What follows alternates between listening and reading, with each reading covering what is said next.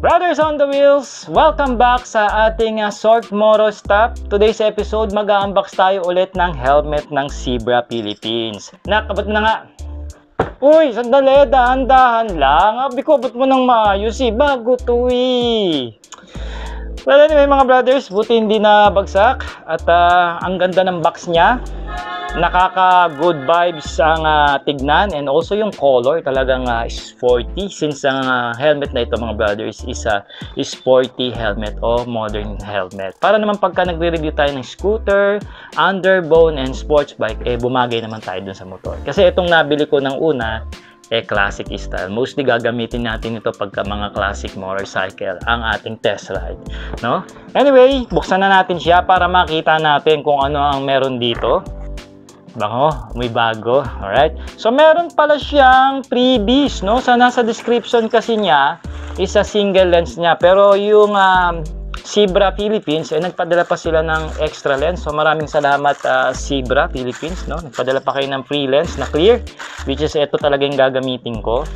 And then, may kasama rin siyang spoiler. So, ito yata yung kinakabit dun sa likod ng helmet para much more sporty and aggressive. And also, sa aerodynamics, nakakatulong din yan. Mamaya, tignan natin, kabit natin. No? So, ito na yung mismong helmet. Ayan. So, ang maganda yung bag niya. Ganun pa rin naman yung quality at may logo rito ng Z at Zebra. Okay, so, tanggalin na natin sa kanyang carrying bag. Yun, no? The moment of truth. Ganda ko nakita.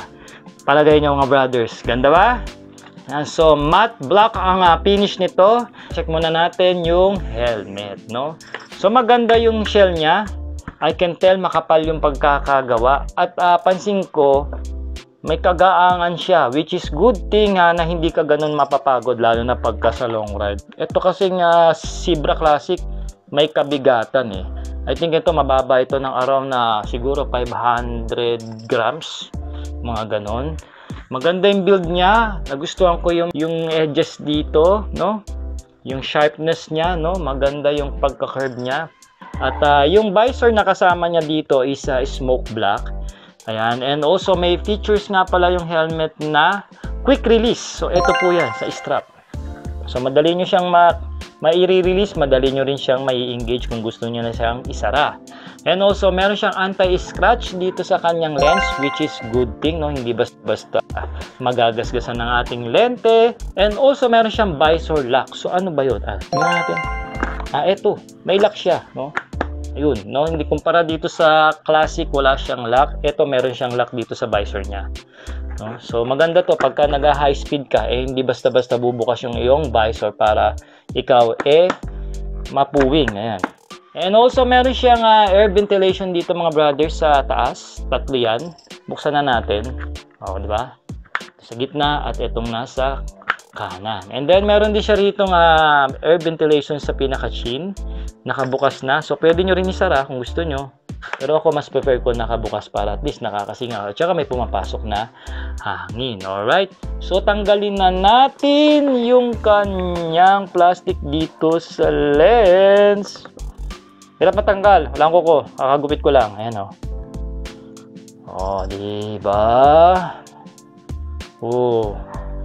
Gwapo ng helmet, no? Ito yung mga nakikita ko mga brothers sa movie pag hinahabol na yung bida ng mga motorsiklo, di ba mga naka-black helmet lang, di ba? Mga si-semp lang. So ganito lang naka-plain lang sila, no? Maangas naman Tapos sa likod mga brothers, meron itong DOT at saka ECE, ibig sabihin pumasya sa quality standard, no? Pang international, no?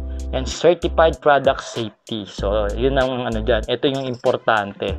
So, maganda yung logo rito ng Zebra sa likod. And also, nagustuhan ko rin yung approach nila rito na sa gilid na Zebra, no? Much more stylish and premium tingnan, no? So, punta tayo rito sa kanyang foaming. Ayan, no? Makikita ko rito na same pa rin yung foaming niya. And I think, natatanggal ba siya? Ayun, natatanggal, no? May mga buttons dito. So, kung gusto mong iwash tong helmet na to, pwede rin. Pero mas maganda, magsuot ka na ng parang yung helmet mask o face mask pagka mag-helmet ka para hindi bumaho sa pawis. At nandito yung manuals niya. Tanggalin na natin. Tanggal na, no? Yun lang, walang kasamang pamunas. Nakaraan meron So, wag na natin itong basahin. Hindi naman talaga binabasa yan. So, dito sa loob, ang bango ng amoy, bagong-bago. Ayan, at makikita ko yung foaming niya. Maganda yung pagkakagawa, mga brothers. Quality, no? Iba yung style nito. Yung isa parang black lang eh. Pero ito parang meron siyang mga grills dito na style. And then, same pa rin. Meron siyang reflector dito sa likod, no? So, pagka nasa likod, kita pa rin yung ulo natin dahil meron siyang reflector dito.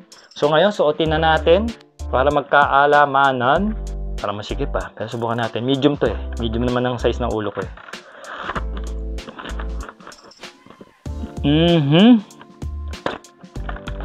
Oh, okay Parang mas maganda yung fitting nito kaysa do sa classic ko. At saka mas magaang siya. No, ito yung sinasabi ko, no. So hindi naman sobrang sikip, hindi rin naman sobrang luwag, tama lang, no. So maganda yung sizes ng Zebra pagdating sa mga helmets nila, no. And also may space pa rito, tamang-tama to kung maglalagay ako rito ng mic, meron pang space. At saka meron siya rito ng chin cover. Ito, nakakatulong din to mag-eliminate ng noise pagka nagsasalita na tayo while nagmo-motovlog o pag nasa vlog tayo. Oh, okay. Maganda yung maganda yung field of view ng visor niya. Kita mo talaga yung left tsaka right, no? So pag sisipat ka sa mga side mirror o sa side mirror mo, hindi ka dito mahihirapan, no? Dahil maganda yung pagkaka-design ng kanyang ventilation dito ng helmet, no? Ganda nito.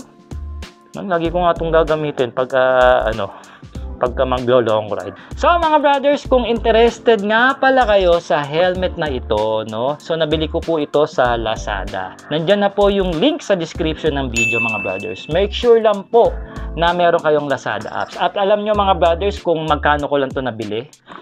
Maniwala kayo sa hindi, 1,935 lang. So bakit naging ganun yung presyo? So ang original price niya kasi is 2,400. Ngayon meron akong cashback na 400 pesos ata.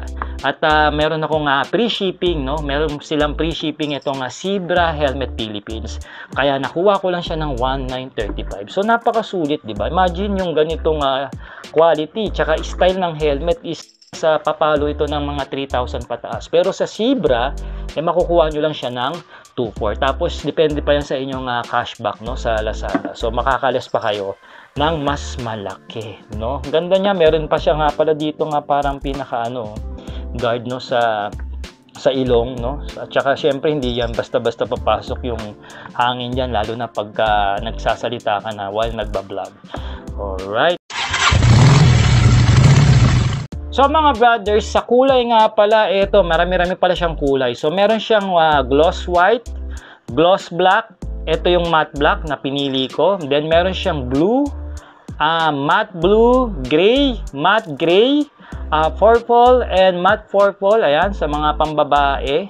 So yun yung mga pwede nyo nga pagpilian na kulay. And then sa sizes, meron siyang medium, which is itong nakuha ko, mga brothers, large, at saka extra large. So once again, mga brothers, kung interested kayo, nandiyan na sa description yung link na papunta sa Lazada. And also, kung dito naman kayo sa TikTok nanonood, click nyo na lang yung yellow basket dahil nandiyan na yung helmet na ito. And also, yung mga ibang model din ng helmet ng Zebra. So once again, mga brothers, maraming salamat po sa pagsama nyo sa ating unboxing dito sa Sork Moro Stop. Until next time, mga brothers, ride safe and cheers!